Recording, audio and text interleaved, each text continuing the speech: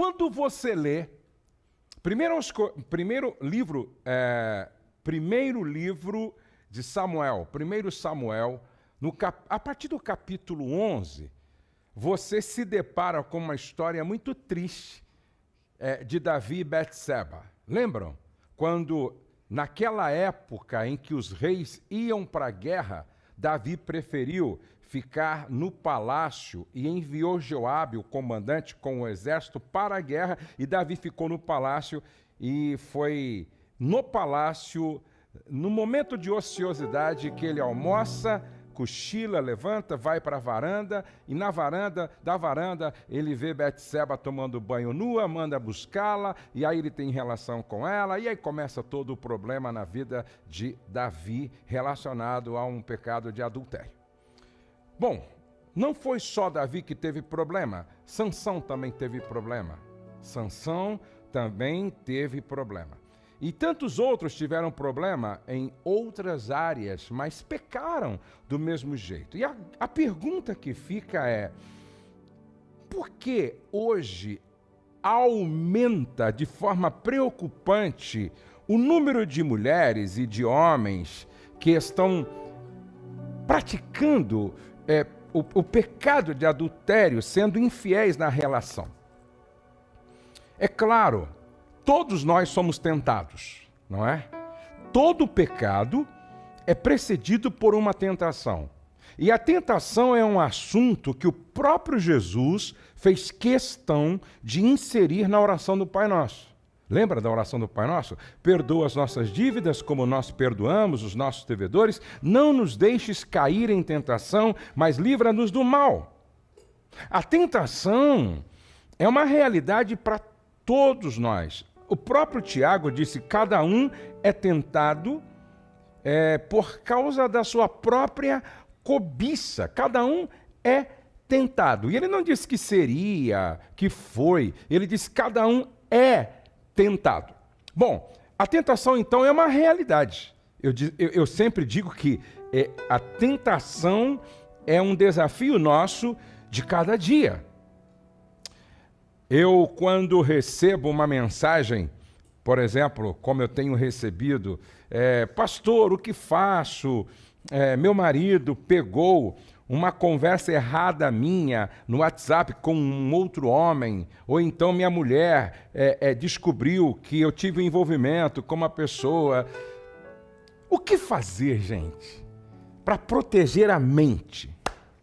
O que fazer para proteger a alma? O que fazer para proteger o casamento? O que fazer para proteger o casamento, a alma, o ministério, a família? Como a gente pode trabalhar de forma preventiva para que isto não aconteça, para que isso não ocorra, para que nós não sejamos vítimas de situações assim? Porque isso acaba o casamento, acaba a família, e aí vai ficando com uma história manchada, não é verdade? Então eu quero dar aqui para vocês hoje alguns conselhos com base na palavra, que tem a ver com prevenção. Melhor do que errar ou aprender com erro é prevenir, não é? Alguém disse que é melhor prevenir do que remediar, entendeu? Melhor é prevenir. E alguém disse assim, não espere ter sede para cavar o poço. Cave o poço antes de ter sede. Ou seja, se antecipe, se prepare. De que forma? Número 1, levante cerca, ou melhor, esse é o meu tema hoje, levantando cercas de proteção em torno da sua vida conjugal, familiar e ministerial. Esse é o tema, levantando cercas de proteção em torno da sua vida conjugal, familiar e ministerial. Então, eu quero falar sobre algumas barreiras que você tem que levantar.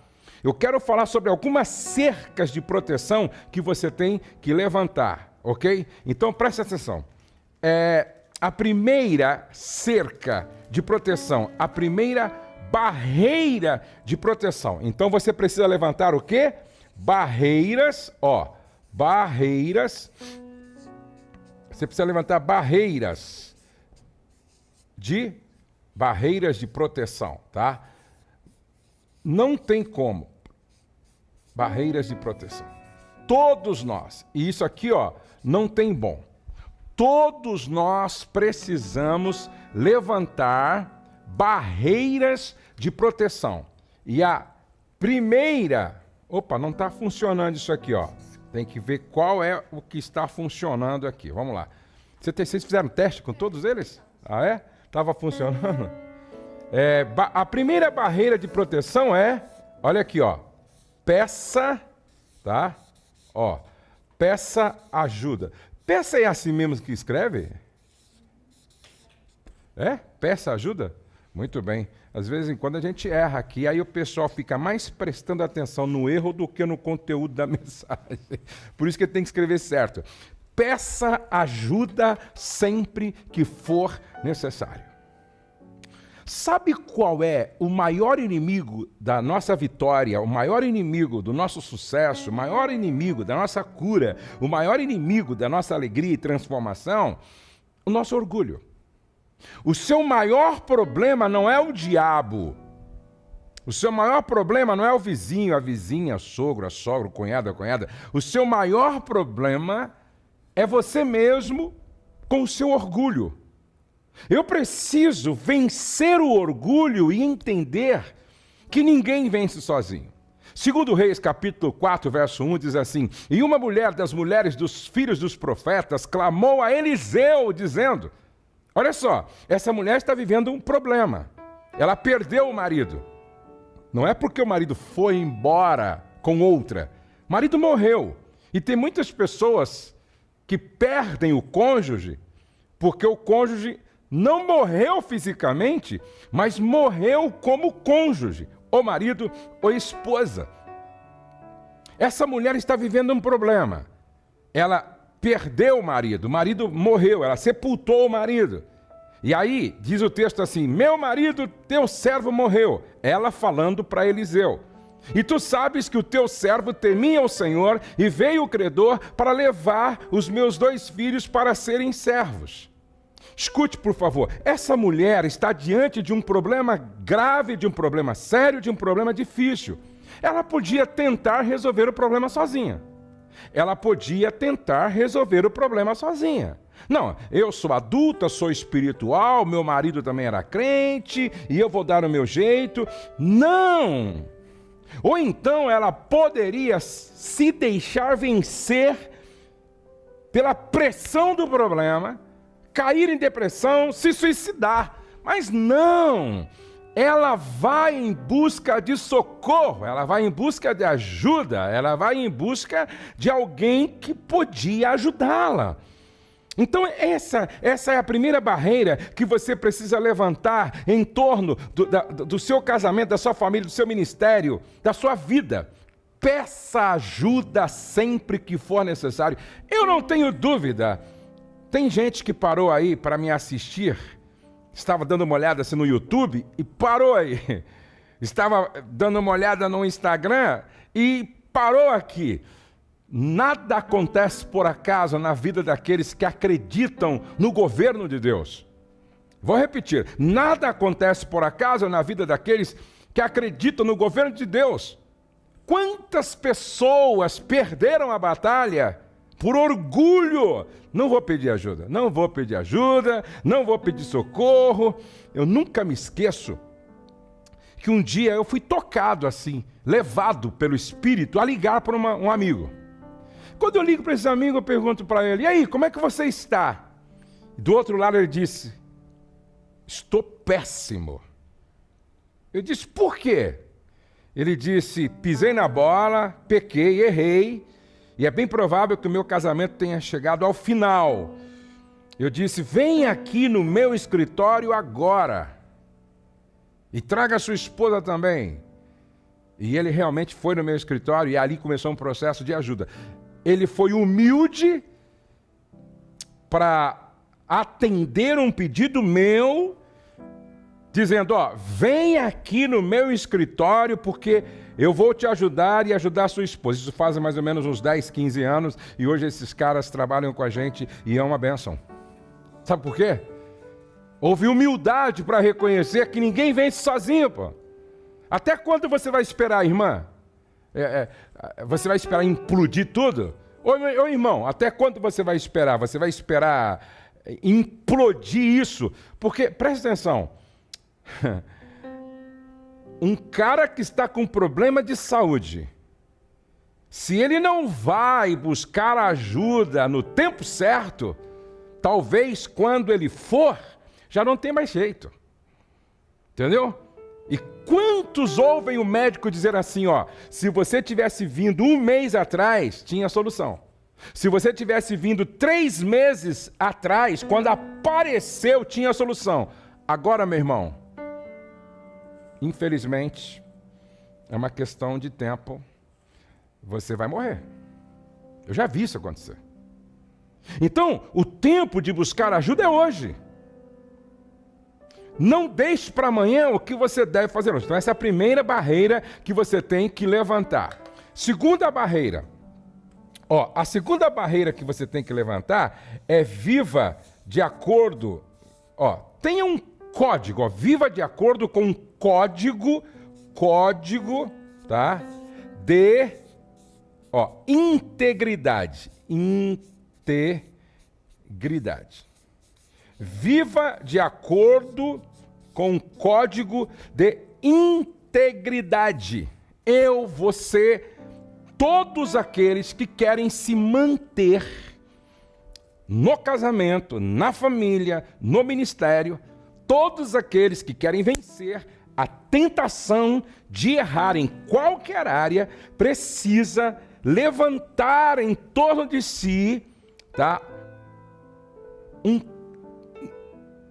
Tem que levantar em torno de si essa barreira, ou seja, viver de acordo com o código de integridade. Esta barreira tem que ser construída, firmada e mantida para que possa protegê-lo, inclusive de si mesmo. Desta forma, o deslize que leva ao buraco mencionado por Tiago, capítulo 1, do verso 13 ao 16, que vai da concepção ao nascimento do pecado, é impedido.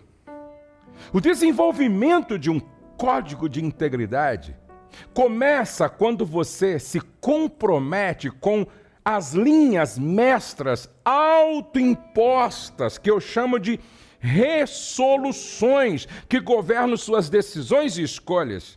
Esse esforço imprime em sua vontade um modo de você agir quando chegarem as tentações.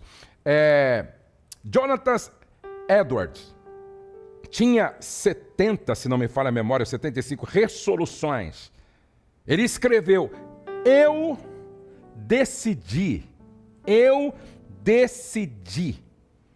Outro dia, eu ouvi um amigo pastor dizendo, eu e a minha esposa decidimos morrer fiel um ao outro. E na nossa decisão, colocamos assim, se um errar com o outro, não tem volta. Foi uma decisão deles.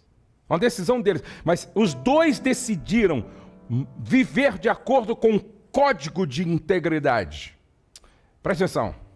Sabe por que José sofreu a tentação que qualquer um outro homem mais vulnerável cederia? Ou seja, José estava no Egito, sozinho, na casa de Potifar, não é? Vivendo tranquilamente, quando aquela mulher, eu imagino uma mulher, cabelo bem tratado, pele bem tratada, só com cremes do Egito, uma mulher com um corpo bem cuidado, uma mulher bem produzida, uma mulher vestida sensualmente,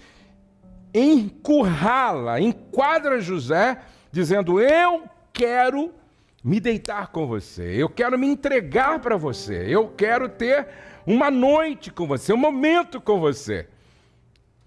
Jovem, não tinha ainda 30 anos de idade, os hormônios borbulhando à flor da pele, e esse cara simplesmente olha para ela e diz, Deixa eu dizer uma coisa para você, minha senhora. O seu marido me promoveu de escravo livre a mordomo. Deixou nas minhas mãos tudo para ser gerenciado e administrado. Menos você. Sabe por quê? Você tem dono, você é mulher dele. Jamais eu cometeria tamanho absurdo contra aquele cara que acreditou em mim. E depois tem outra, eu também tenho um compromisso com Deus. Sabe por que José disse não à tentação? Porque ele tinha compromisso com um código de integridade. José tinha um compromisso com um código de integridade. O Paulo, em 1 Coríntios 9, 27, Paulo dizia assim, antes subjugo o meu corpo e o reduzo à servidão, para que, pregando aos outros, eu mesmo não venha, de alguma maneira, ficar reprovado. Se Paulo fosse escrever as suas resoluções, um dos pontos que ele colocaria seria 1 Timóteo capítulo 4, verso 12. Eu decidi ser exemplo dos fiéis na palavra, no trato, no amor, no espírito, na fé e na pureza. Você tem um código de integridade? Você tem um código de valores que governa suas decisões, as suas escolhas? Se você quer permanecer fiel, se você quer permanecer leal, se você quer resistir à tentação, você precisa ter um código de integridade e viver conforme este código de integridade. A terceira barreira de proteção, tá? Olha só. Prestação de contas. Prestação, presta atenção, prestação, tá? De contas. Essa é a terceira barreira de proteção. Prestação de contas. Pode ser assim, vamos desenhar um azinho melhorzinho aqui, né? Assim, prestação de contas. Preste atenção nisso, porque aqui é uma parte muito importante. Olha só, a vida cristã exige mutualidade. Guarde isso, por favor. A vida cristã exige mutualidade. É impossível fugir dos mandamentos bíblicos de reciprocidade uns aos outros. Sabe por que Sansão fracassou como homem de Deus? Sansão era um homem de Deus? Sansão era um homem de Deus. Sabe por que Sansão fracassou como homem de Deus? Porque escolheu andar sozinho. Sabe por que Sansão fracassou como homem de Deus? Porque escolheu andar sozinho. Guarde isso aqui, Guarde isso aqui. Sozinho, até o melhor que você tem pode te levar à loucura. Deixa eu repetir aqui, Sozinho, até o melhor que você tem pode te levar à loucura. Sansão fracassou porque, como um homem de Deus, ele escolheu, ele decidiu, ele preferiu andar sozinho. Preste atenção. Vamos dar uma olhadinha nessa lei da mutualidade na palavra de Deus. Olha só, na Bíblia nós somos convidados por Deus a exortar e edificar uns aos outros.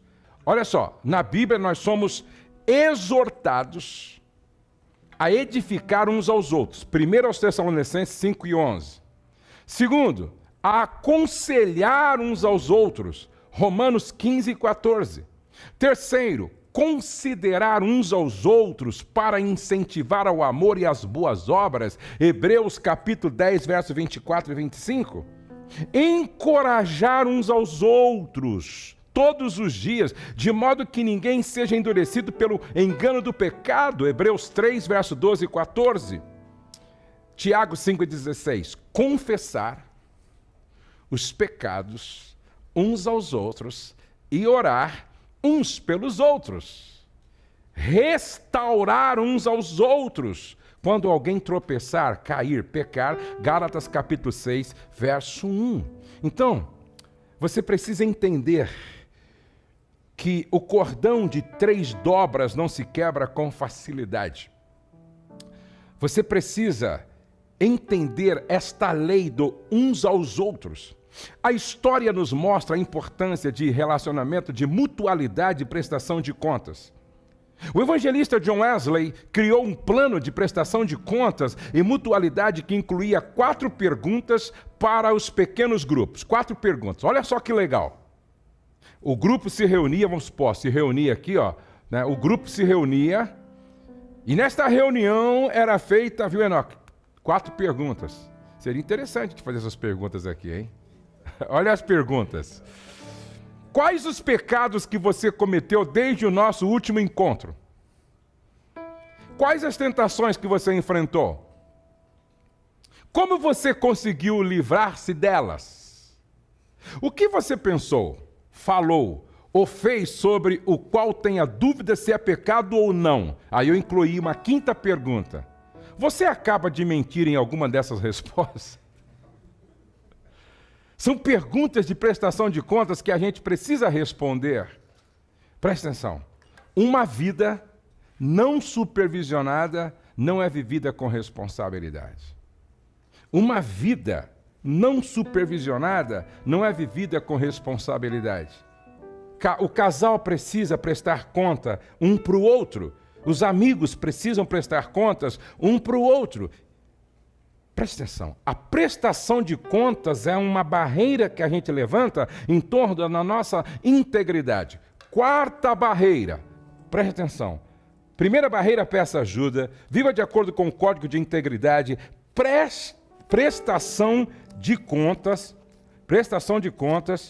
colou aqui, prestação de contas, 4ª barreira, vamos lá. A 4ª barreira, ó.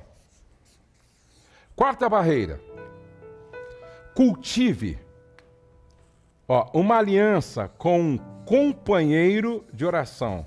Companheiro, tá? Companheiro de oração. Cultive uma aliança com um companheiro de oração. Isso aqui é poderoso, gente. Isso aqui é extraordinário. Atos capítulo 16, verso 13.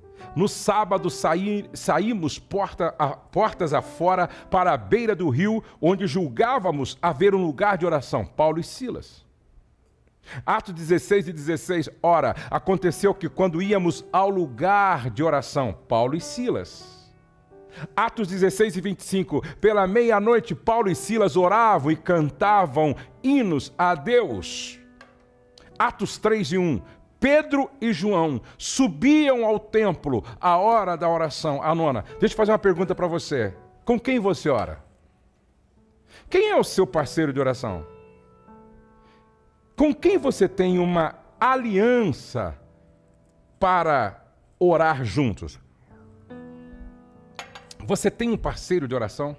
Você tem uma aliança com alguém que você tira um tempo para orar? Você precisa cultivar uma aliança com um parceiro, um companheiro de oração, com uma parceira, uma companheira de oração. Essa barreira, ela é poderosa.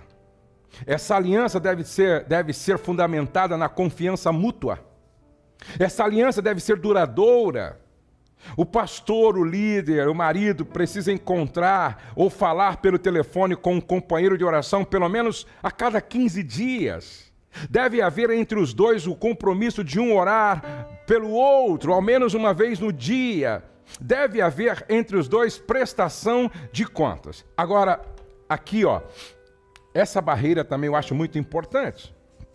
Número 5. Mantenha acesa, tá? Mantenha acesa a fogueira, a fogueira em seu lar. Em seu lar. Mantenha acesa a fogueira em seu lar. Como assim, Josué? Um casamento satisfatório é o maior seguro para qualquer pessoa quando se trata de pureza sexual. Vou repetir. Um casamento satisfatório, um casamento bom, um casamento interessante, um casamento onde os dois se entendem, é o maior seguro para um pastor, para um líder, para um marido, para uma esposa, quando se trata de pureza sexual. 1 de Pedro 3, 7 a 9, fica claro isso. Steve Dix, executivo da companhia de propaganda Nashville, deu um conselho aos homens de negócios que serve para nós, todos nós. É no lar que o nosso verdadeiro sucesso ou fracasso é medido. É no lar que o nosso verdadeiro sucesso ou fracasso é medido. O lar é a principal arena na qual temos de ser bem-sucedidos, se quisermos ser bem-sucedidos em qualquer outra arena. Eu vou repetir isso aqui porque isso aqui é muito importante. É no lar que o nosso verdadeiro sucesso ou fracasso é medido. O lar é a principal arena na qual temos de ser bem-sucedidos, se quisermos ser bem-sucedidos em qualquer outra área ou arena. Um pastor e sua esposa elaboraram uma lista para manter o casamento saudável. Escute isso aí, por favor. Um pastor e a sua esposa elaboraram uma lista para manter o casamento saudável. Primeiro, Deus será sempre o convidado de honra no nosso lar. Deus será sempre o convidado de honra, o Senhor do nosso lar. Segundo, no ministério trabalhamos em equipe. Terceiro, estamos comprometidos um com o outro a vida inteira. Quarto, jamais fracassaremos, ou melhor, jamais trancaremos a porta da comunicação mútua. Quinto, arranjaremos tempo para suprir as necessidades espirituais, emocionais e sexuais um do outro. Vou repetir. Arranjaremos tempo para suprir as necessidades espirituais, emocionais e sexuais um do outro. Sexto, encorajaremos um ao outro a desenvolvermos nossos dons como indivíduos. Sexta barreira. Presta atenção. Aprenda. Isso aqui é muito importante, gente. Aprenda com os erros. Os erros dos outros. Aprenda com os erros dos outros. Aprenda com os erros dos outros. Alguém disse assim, o inteligente aprende com os próprios erros.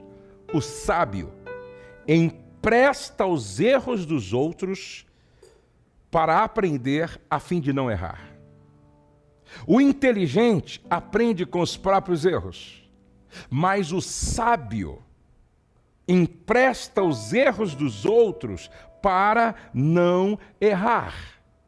Veja os conselhos de um pastor que perdeu tudo por causa de um envolvimento com outra pessoa.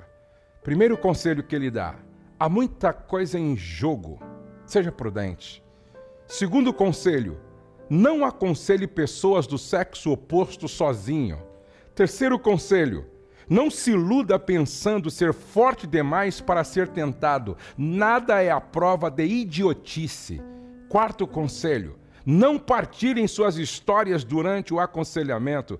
Quinto conselho: não considerem triviais as insinuações não verbais. Sexto conselho: preste contas de sua vida a outros. Sétimo conselho: estabeleça defesas antes de precisar delas. Preste atenção, aprenda com os erros dos outros. Sansão, ele não errou apenas escolhendo andar sozinho. Sansão também não aprendeu com os erros dos outros, não aprendeu com os próprios erros. E quando você não aprende com os próprios erros, e nem com os erros dos outros você se torna uma presa fácil do diabo, correndo o risco de ter um fim tão trágico quanto foi o de Sansão. Então aprenda com os próprios erros e aprenda com os erros dos outros. Por último, ou penúltimo, 7ª barreira de proteção. Mantenha seu nível de resistência, tá? Nível de resistência sempre, tá? Sempre alto. Nível de resistência alto. Mantenha o seu nível de resistência sempre alto. Esta é a 7ª barreira. Escute isso. Quanto mais perto de Deus estivermos, maior será a nossa capacidade de resistir ao diabo, ao pecado, à nossa velha natureza. O nosso tempo a sós com Deus determina o nosso nível de resistência ao pecado. O diabo nos abandona quando o confrontamos com a palavra. Assim foi quando Jesus foi tentado no deserto. Alguém disse que o diabo treme de medo quando vê o crente mais fraco da igreja ajoelhado na presença de Deus. Na verdade, eu tenho aqui, 8ª barreira. Mantenha o equilíbrio. Mantenha o equilíbrio. Mantenha o equilíbrio em 3 áreas. Mantenha o equilíbrio em 3 áreas. Equilíbrio na área espiritual, tá? Espiritual. O equilíbrio na área emocional, tá? Emocional.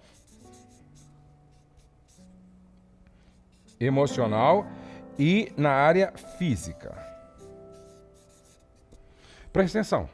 Mantenha o equilíbrio na área espiritual, na área emocional e na área física. Mantenha o equilíbrio. Saúde tem a ver com equilíbrio. Presta atenção. A saúde está no equilíbrio espiritual, emocional e física. Não adianta você estar bem espiritualmente e fisicamente ruim. Não adianta você cuidar do físico, mas não se preocupar com o emocional e espiritual. Por isso, a nossa saúde ela precisa ser integral. Tem pessoas que investem tudo no espiritual e se esquecem do emocional. Tem pessoas que psicologizam tudo e não cuidam do corpo. Quando, na verdade, a saúde ela precisa ser integral, porque uma coisa está integrada à outra. O espiritual está ligado ao emocional, o emocional está ligado ao físico. Então esta é uma barreira que precisa ser levantada. Mantenha o equilíbrio entre o espiritual, emocional e físico. Aí você vai estar, então, devidamente protegido, protegida. Eu espero que você tenha entendido o que eu tentei passar para você. Se você quer vencer as tentações, se você quer se manter firme no dia que você for provado, eu gostaria muito que você levasse muito a sério aquilo que eu falei hoje aqui. Bom.